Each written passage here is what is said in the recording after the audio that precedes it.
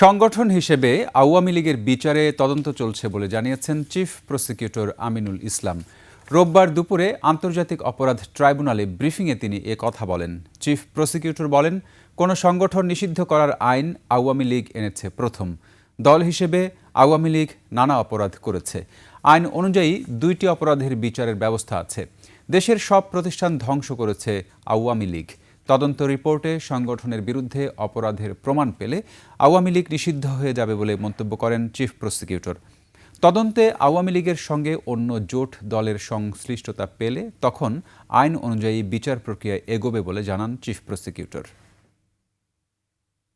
বাংলাদেশ আওয়ামী লীগ যখন 1982 সালে একটি স্বৈরশাসনকে